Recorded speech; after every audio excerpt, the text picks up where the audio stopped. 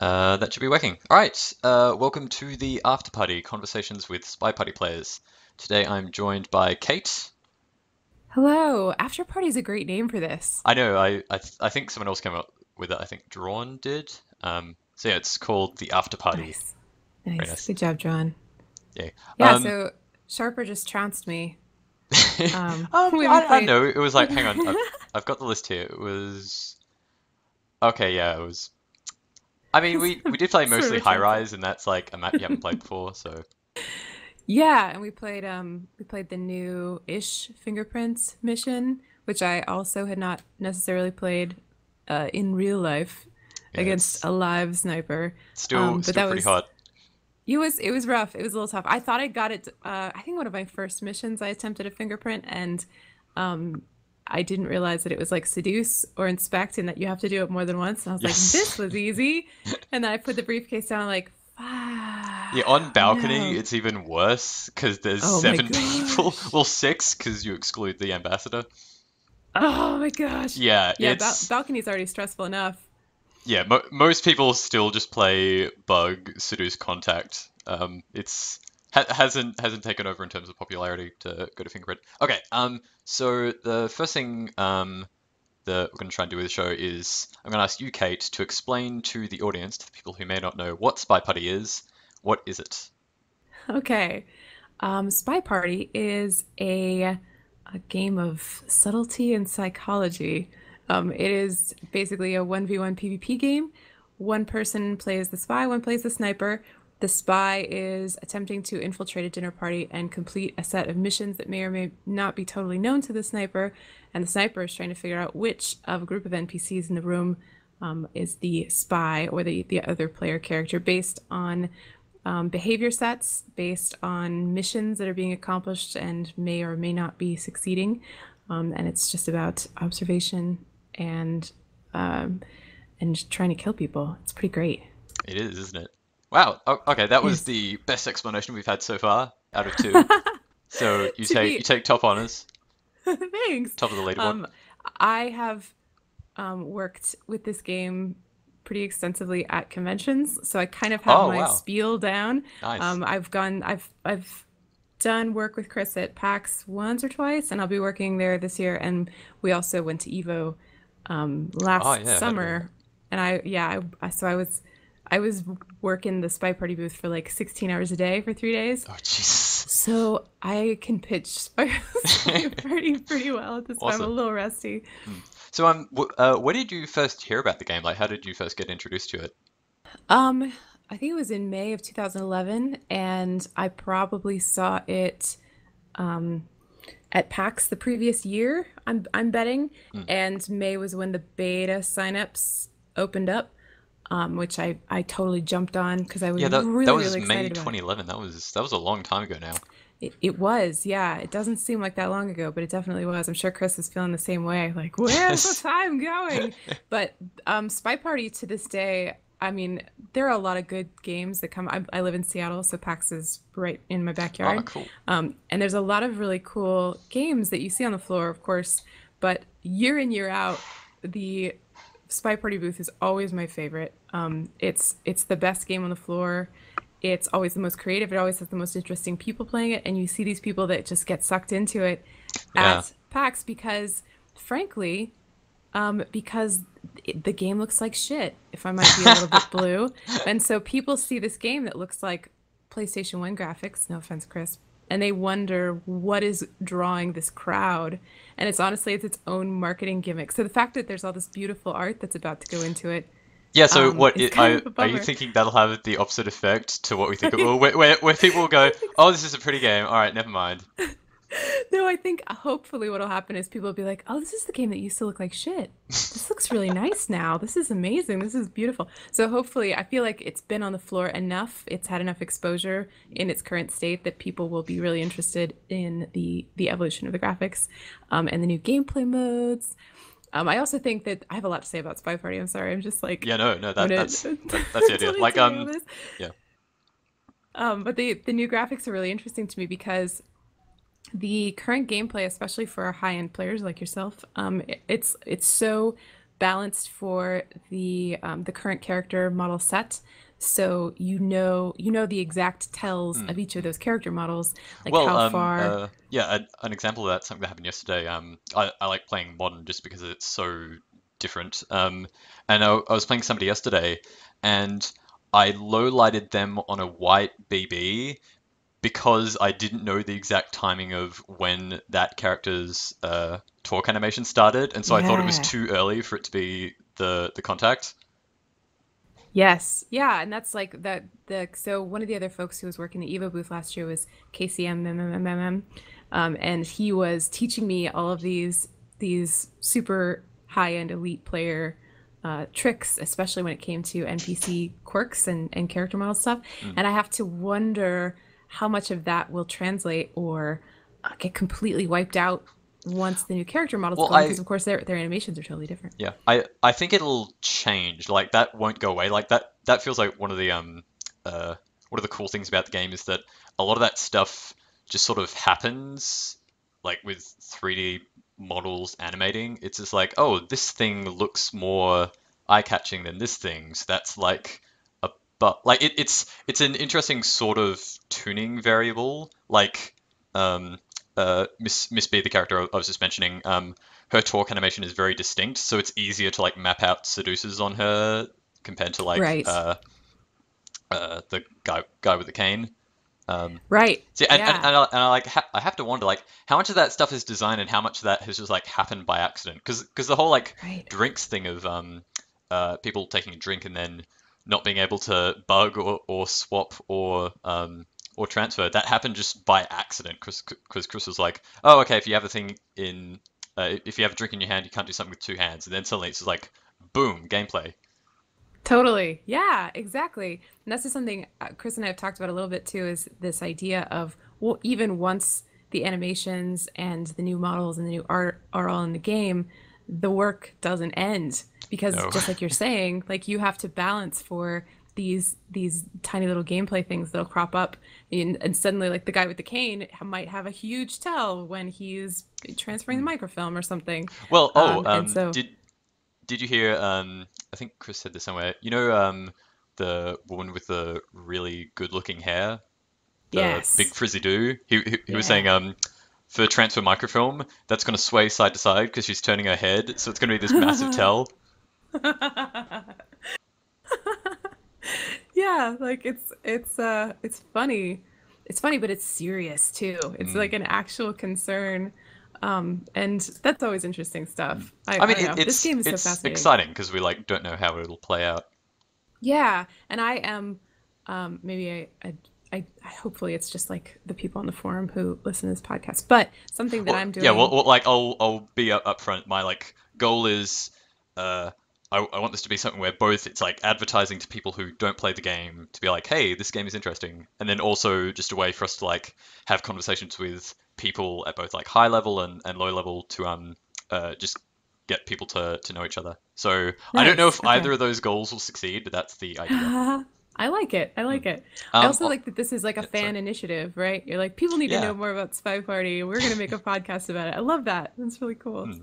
Yeah. Okay. So the general idea is so this will go for half an hour. We've been talking for about 8 minutes. Okay. So I've got this is going to be a pick one of three. So you'll have three Okay. potential subjects for us to talk about, and you have to pick one of them. Okay. Okay. So either abstraction and simulation, memorization and stuff happening over time, or community building. So which would you like to Ooh. talk about? Um, let's do community building. That Okay, cool. seems like Oh, something that I'm good at. also, can you hear that there's like stuff going on in the background? Is it too noticeable? No, I haven't noticed at all. No? Okay, cool. Someone's in the shower. Okay, so Spy Party has a weird community.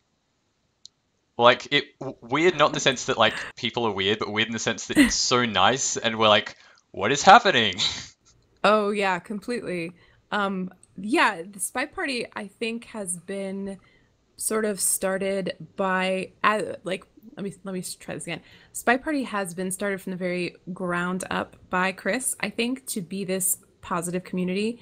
Hmm. And from day one of the beta, the message was come in, have a good time, be nice to each other. More importantly, tutor one another. Be encouraging, show people how you did something if you were able to win the match, so that they can understand it and learn those techniques from you. And I think that that culture, having been set by Chris at the very beginning, and the fact that he kind of like, he didn't open the floodgates to allow Yeah, just he's very everybody to much come in. the arbiter of Yeah, who would get in, and like not from totally. any deliberate means, just like he couldn't afford to bring that many people in.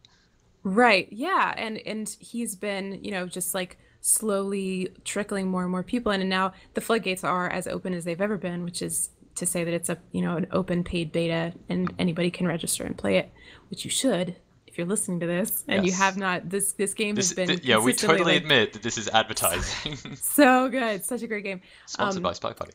it's $15. Go to spyparty.com and you can purchase your beta invitation. And And anyway, I think it even works on Mac, doesn't it?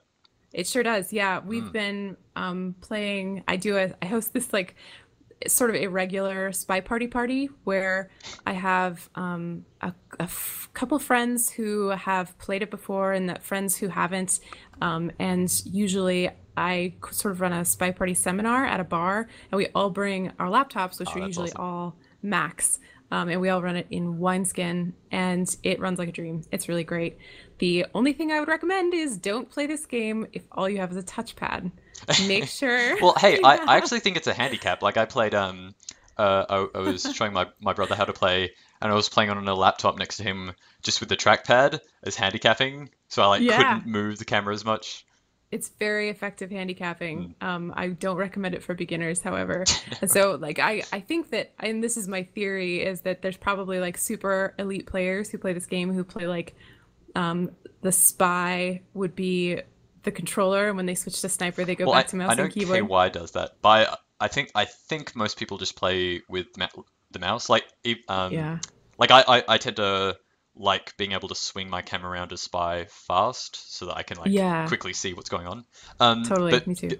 getting back to the subject of community building, I think I'm not sure how much of this is true, but I do feel like for at least some of the people in the community, there's a sense that um, because Spy Party already has this nice welcoming community, that there's a sense, at least for me, that we like want to try and push that further and keep hold of that because it's something that there isn't much of on the internet, like safe places for people to hang out and be nice to each other. So it's kind of like Hmm. something we don't want to lose. We want to be like, okay, how far can this go? Because it would be nice to have a safe place on the internet for people. Yeah, absolutely. Are you asking me for my theories on Yeah, how we keep this culture? yeah, what is what am I asking? I feel like that was more of a rant than a question. Like, uh, I don't know. It just feels like there's something at stake in making sure that Spy Party stays and becomes more of a welcoming place for people. Yeah, Like, it if you does. ever I read mean, articles on the internet about video game communities, it's like, Jesus. oh, totally. Yeah, and I mean the comment section of any video game community, any official game forum is pretty abysmal. I think that Spy Party, I mean, maybe we put too much pressure on it to be like this is the last bastion of humanity as Yeah, far yeah. as like this is the water world of video games. Like we have to. This is Oh my where we God, make our stand. please send that Um, to Chris. Spy Party, the water world of video games. I think that, but I think that there's the big possibility that Spy Party could continue to be a super duper positive place for people, which seems so unlikely because it's a PvP game, and a lot of those Yeah, competitive games that you see are built on trash talk, and that's what makes for an interesting game. And I think one of the best things about Spy Party's nature and the fact that we now have those replays, which I'm so excited and that'll for. be I'm so spectation excited for soon those as well. replays. Live spectations. That'll be Totally, yeah, even better. expectation. I think that part of what's so great about it is like when you get to the end of it and it's the mystery that's solved, and you either are tensing waiting to see if they figure out who you are, or you're tensing to see if you found out it was the right person in that sort of sweet moment.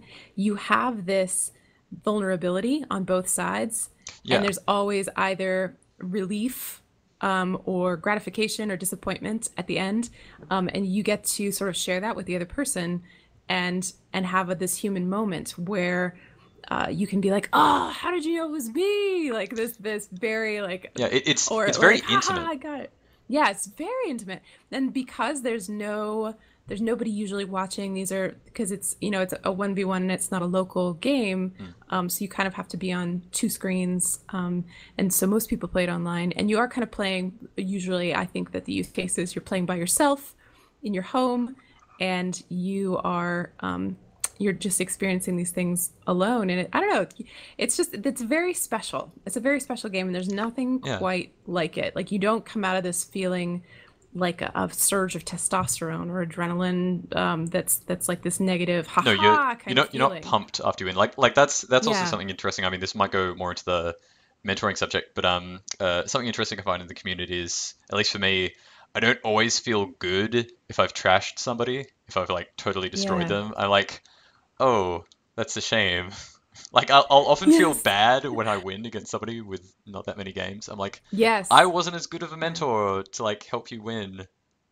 Totally. And Chris gives me a lot of flack for this because I joked. I used to play with my coworkers quite a bit, and I would joke about the fact that I was farming them for wins Oh, because no. they were not as experienced as I was. But it was really, every single time, it was this teaching opportunity. Even if I won against them, they'd turn to me and be like, "How did you know? What did I do?" And of course, this was way before the replays, so Mm. I'd be like, "Okay, well, you did this, and I saw you do this, and then you did this thing." And it was always this opportunity for them to learn more and more and more. And I really love being a mentor, and I've done it to now hundreds of people to play Spy Party. And so it's hugely gratifying for me when someone that I've taught how to play the game can beat me at it, because Yes, that's yes. like, I'm a good teacher, and Spy Party is a learnable game. And then they go on. Just recently, my most recent Spy Party was last week, and the guy that I've been teaching for months now was teaching two other people himself how Yeah, to that's the play. best. I was just this swell of pride. I was like, it's like a little virus, this happy little virus Well, that's going it's around. almost like being a, like, this will sound totally goofy and dumb, but it's almost like parenting. Yeah. No, it's totally just, it's a lot like parenting. Or imagine, teaching in a school, when you see your students get to learn something, and you have Mm, that connection with them, like, I did a good job because they understand what the hell I'm trying to say. mm. And Um, I think and maybe that helps, that positive feedback loop is what's sort of helping the community stay lively, is that it's a rewarding feeling to teach somebody. So it's not like people feel like it's an onus on them, like, oh, I have to teach this person. It's like I feel like yes. a lot of the high level players enjoy teaching people. Yeah, and I've gotten nothing but positivity from everybody in this community who's got like the crazy amounts of games, yourself included, but KCM, Virafo, and a couple other of those guys in the top levels. Every single time I've ever like duped them into playing a game against me, because of course it's a total waste of their time, or so it seems to me. They've always been so kind and so eager to help me get my game to the next level. And I come out of those games feeling like I'm 20 times better a player than I was before. Yeah, whenever I Um, play Viri, I'm like, whoa, that was a learning experience. yes, He knows a yeah, lot. every time. I'm kind like, once the new art comes in, I totally want to play against those guys. Like, I want to be some of the early matches against one of those guys, just to see what we were talking about earlier, to see if there's that skill level drop once they have these new Yeah, once they have NPCs new that things to learn. they're not I, sure about the mm. the animations. I mean, like that's something I find out. I don't know if you find this when teaching people for the first time how to play the game, is that you'll often lose to them in ways you don't expect, and it'll be like it'll give you more Hmm. information. Because I think this is Yes. something the high level players say, is that um, they sometimes feel like it's good to play low level players or players they don't normally play, because they have to learn new things. Whereas if they're playing the same person all the time, they're just doing, okay, what does this person do normally? What does this person do normally? Whereas like I played or taught friends how to play, and they'll do things that I don't expect because they haven't played before, so they're not acting in the way that I predict. So Yeah, that's actually like this a whole yeah, so other level of it's gameplay. yeah, it feels like it's not And like also Spy Party's weird because it actually handicaps pretty well between skill levels. So like you can actually have an interesting game with somebody who hasn't played a lot, and learn new things. Yes. Like Um, what was oh sorry you go. I was gonna say, like, trying to get back to, I guess, the subject of Yes. community Mm. because we keep straying. I'm sorry. I'm a No, me too. randomizer.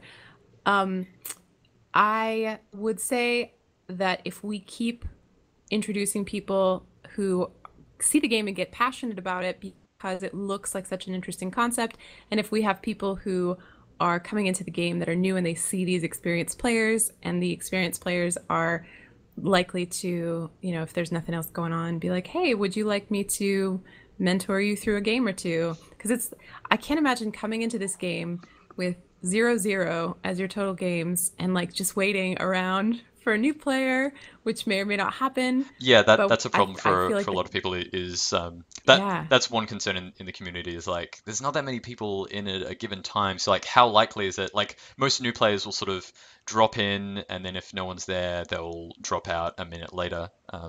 Yes, exactly. And I think it's part of the lobby overhaul that may Mm. or may not be coming in the future would be like some way to contain, like keep these players engaged and long enough to just like stick around. Because you pop in the Well, lobby, you don't see yeah. anybody there, ma- your instinct is to leave. mm.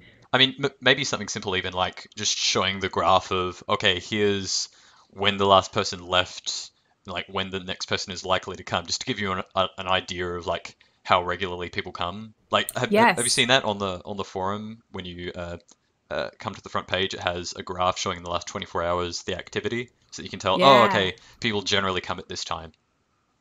Totally. Yeah, that's super smart. Some kind of data or something Chris, that get just onto that. says like just keep, yeah, get on that. Add that to the You're not ever-growing busy. list of What are things you to do talking in your about? spare time. Pax schmax. Be No, Pax not schmax.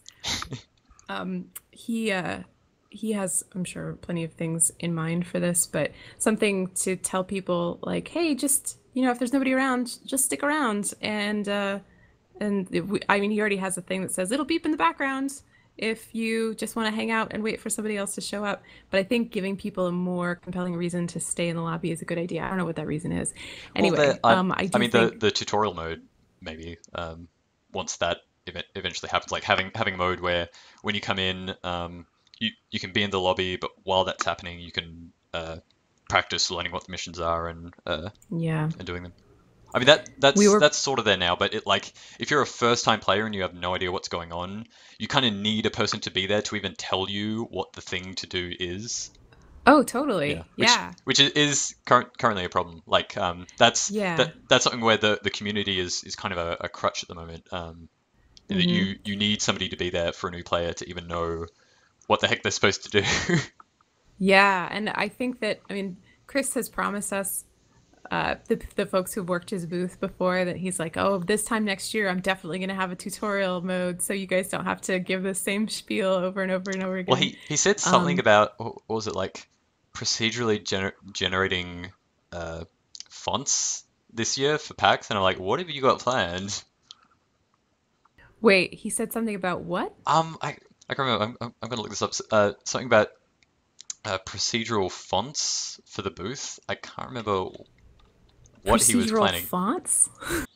Well, like procedurally What? assigning fonts. I don't know. It sounded weird. I was like, what is going on at PAX this year? He's losing it. He's slowly, his mind is decaying. Yeah, I can't Yeah, find it. it's just such a great game. I love getting people into this game.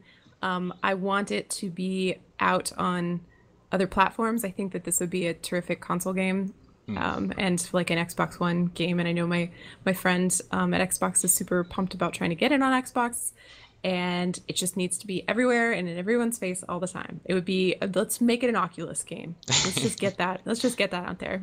Put it in VR. Disorientate the sniper more. Yes. Hmm. Well, yeah, like I think also there's something that excites me about it where because it's about people in a room, it's something that you know you can show to people in their 40s or 50s, and it's not like off-putting to them. It's like, oh, Yeah. this is a game about a cocktail party. That's like Hmm. you could like this. This is maybe just me, but it's the sort of game where I can describe it to somebody who doesn't play video games, and I won't feel embarrassed, Yes. if that makes sense. Totally makes sense. Like And I feel like it's not you can goofy. describe it to anyone who doesn't play video games and they'll just get it. Hmm. They'll understand the concept. So yeah, and that's the thing that excites me about it, and plus the fact that it feels playable to me with people who don't play video games. Like it's not accessible at the moment just because it's not a tutorial and it's ugly, but it still feels like it's something that people can grasp onto. Like Hmm. being able to watch the room is something that I think you don't need to be able to move a controller to get. Yes. Yeah, I agree. People do they get the concept right away. When we're teaching them at conventions, they pick it right up, and we're able to give them like some pointers, like make sure that your feet hit the geometry on the floor, and don't adjust your feet if you hit the wrong spot. Don't do any small adjustments. Just kind of go with it. But I think that there's that level of gameplay, which is just like the basic survival Mm. mechanisms for spy and sniper, and then there's so many more levels. Like I've been playing this game for oh my gosh, almost 3.5 years off and on. But I have learned so many different techniques, and I've like every time when KCM told me about the idea of knowing the NPC's actual quirks. He's like, I can't remember the one that blew my mind was he got me on a seduce.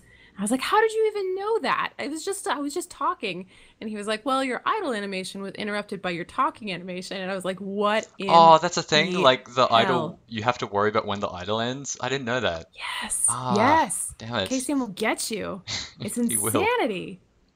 I don't even know. Like I thought that the idle animation, like if you just did an interrupt, like Mm. when do I do that? I don't know. So now all these things that seemed like ambient, like, oh, I'll just confuse the sniper by doing these innocent NPC like things. No, because I'm doing them wrong. Well, The- do you know also when you leave conversation, you have to do it when your idle animation's ended, or else it'll pop.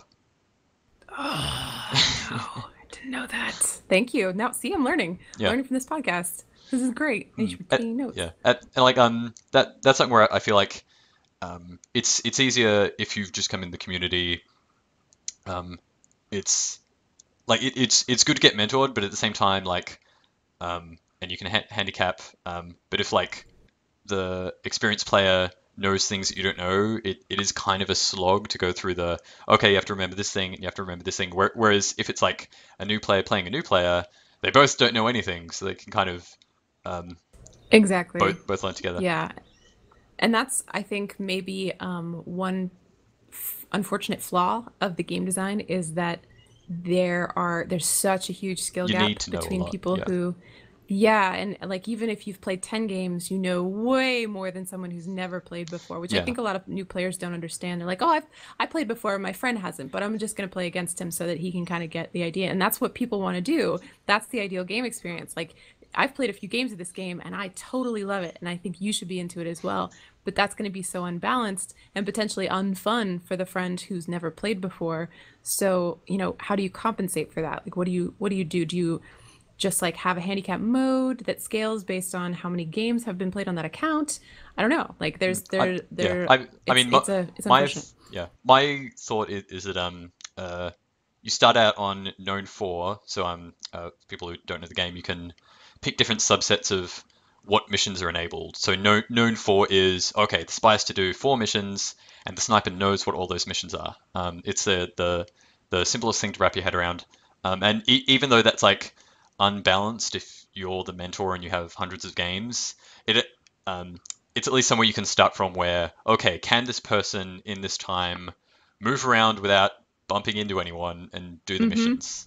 So Yep. it's like I kind of feel like the starting games, if that person doesn't have someone to play who has never played before, the starting game should just be okay, can you do this? And then we can move from there. Hmm. Um, Yeah, that's usually what I always try to do is at least walk people through practice spy and practice sniper. Hmm.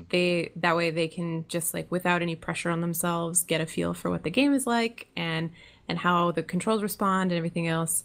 Um, and then throw them in the deep end with the wolves after Yeah. that.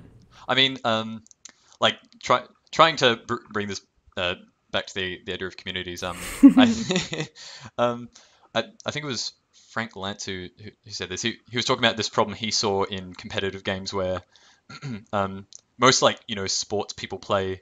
There's a culture around it where people understand the sort of rules of conduct of like where you go to play basketball and where you start Mm-hmm. from. And like he pointed out when you play something like Halo, you're like, oh, I've heard of this Halo game. You like buy it, you go online.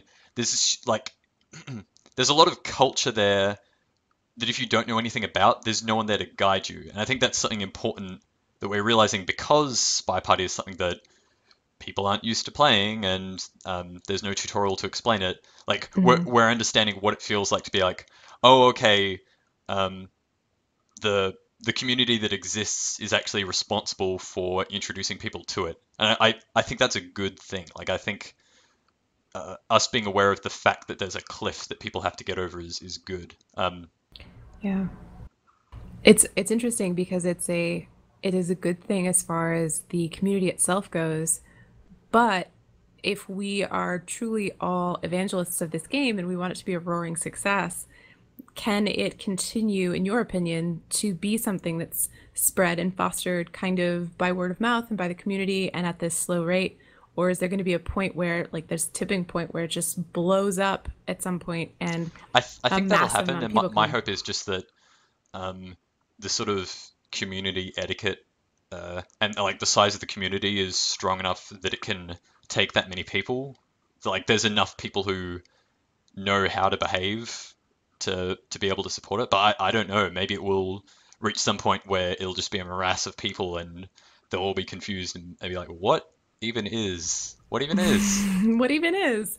I think that a morass of people is probably one of those good problems Hmm. that Chris would be really excited about. And I don't. I think that we have a, like you say, we have a super strong community, and it's probably the kind of community that would stand up to that, or at least would sort of weed out the people who aren't going to continue to support it.